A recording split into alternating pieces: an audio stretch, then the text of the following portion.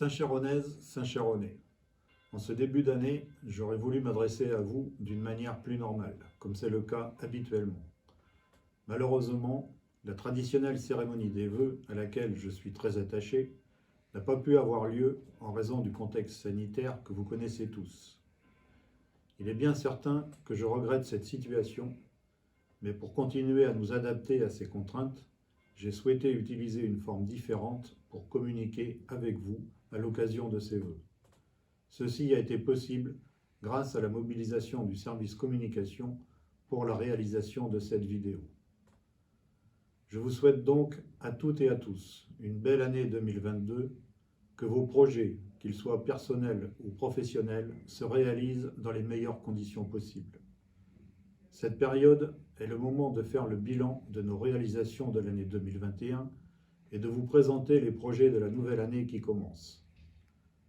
Au cours de l'année qui vient de se terminer, les chantiers de voirie prévus ont été menés à bien. La rue du Clos Guiraud A été refaite après le chantier du Clos Guiraud B effectué en 2020. La partie haute de la rue du Coteau Nord et la rue Traversière ont été rénovées. Les trottoirs de la rue Racari ont été réhabilités.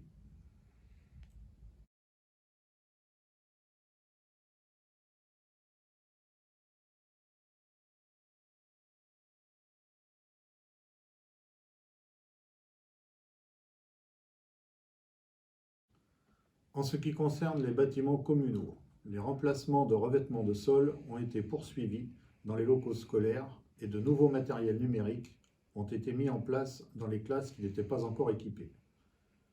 La climatisation a été installée dans la maison médicale afin d'offrir un meilleur confort aux praticiens et aux patients. Les travaux d'entretien ont continué grâce à la forte implication des services municipaux dans des conditions parfois difficiles liées, entre autres, à la pandémie.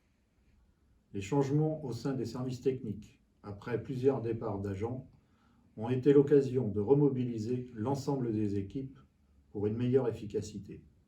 Les personnels administratifs ont dû gérer les problèmes liés à la crise sanitaire. Je rappellerai pour mémoire les distributions de masques, l'organisation de journées de vaccination, etc. Nos agents affectés dans les écoles, avec les enseignants, continuent à faire en sorte que nos enfants soient accueillis dans les meilleures conditions possibles en appliquant les différents protocoles qui se sont succédés. Durant toute cette période difficile, l'ensemble des services, accompagné par la mobilisation des élus, a réussi à faire vivre notre commune malgré les différentes contraintes auxquelles il a fallu s'adapter. Je voudrais maintenant faire un focus sur notre ZAC des Prairies de la Juinière.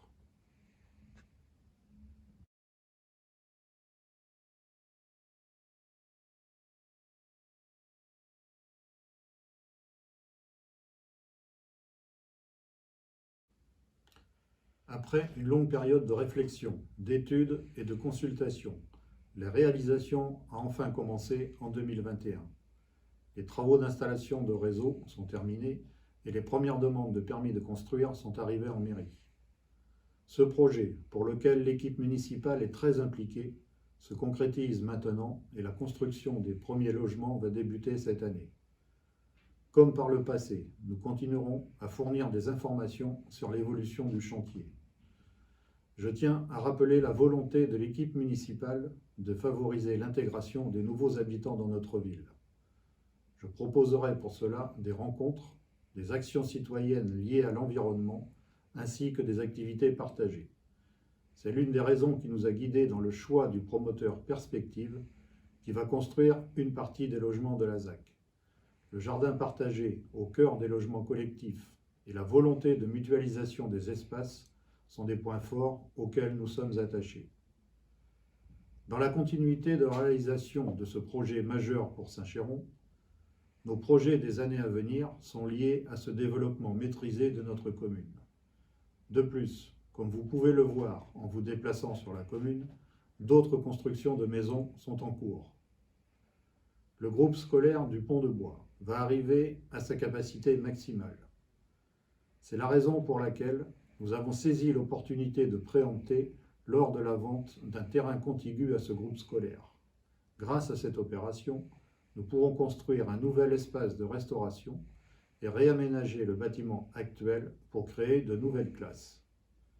Les études seront effectuées en fin d'année pour une réalisation de la cantine en 2023.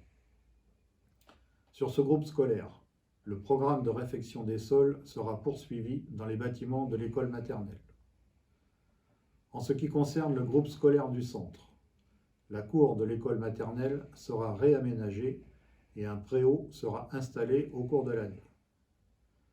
L'année 2022 verra la première partie du chantier d'amélioration des performances de notre éclairage public. Depuis plusieurs années, nous remplaçons les éclairages défaillants par des lampes à LED.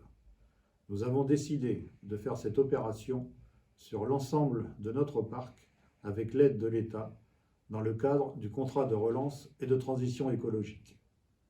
Cet investissement nous permettra de diminuer de façon significative nos consommations énergétiques. Cette opération sera étalée sur 2 ou 3 ans en fonction du montant des subventions que nous pourrons obtenir. Les travaux de voirie seront poursuivis avec la réhabilitation de la partie basse de la rue du Coteau-Nord. Le chantier sera lancé après une concertation avec les riverains pour trouver des solutions d'amélioration de la circulation. Le cheminement piétonnier vers le hameau de Baville devrait être réalisé au cours de cette année. Il est en effet indispensable de sécuriser la circulation piétonne sur cet axe. Tous ces travaux pourront être effectués avec l'aide de nos partenaires financiers, État, région, département, et devront être financés sans augmentation de nos taux d'imposition. Sur le plan économique, l'année 2021 a vu s'installer de nouveaux commerces dans notre centre-ville et d'autres projets sont en cours de concrétisation pour cette année. Je souhaite la bienvenue à ces nouveaux acteurs et je vais rappeler une évidence, les commerces peuvent vivre si les clients sont présents. Allons profiter des commerces de proximité pour bénéficier de produits et de services de qualité avec en plus la convivialité. Enfin, je voudrais évoquer la vie associative de notre commune. Je salue tous les responsables de nos associations qui se battent depuis 2 ans dans des conditions difficiles pour que leurs activités puissent continuer. Nous devons rendre hommage à leur volonté de faire vivre notre ville et les encourager à continuer leurs efforts, que ce soit pour nos anciens et pour nos jeunes. Nous allons accentuer nos actions en direction de la jeunesse en renforçant les moyens de la Maison des Jeunes. Pour cela, nous signons une convention d'objectifs avec la Caisse d'allocation familiale qui nous permettra d'élargir le public qui fréquente la structure à la catégorie d'âge des plus de 15 ans et de développer des actions en partenariat avec le collège et les autres structures du territoire. Pour terminer cette intervention, je vais vous citer une phrase de l'écrivain américain William Arthur Ward. Les optimistes enrichissent le présent, améliorent l'avenir, contestent l'improbable et atteignent l'impossible. Je souhaite que nos actions pour cette année 2022 soient guidées par cette réflexion et si nous n'arrivons pas à atteindre l'impossible, essayons de le rendre possible. Bonne année à toutes et à tous.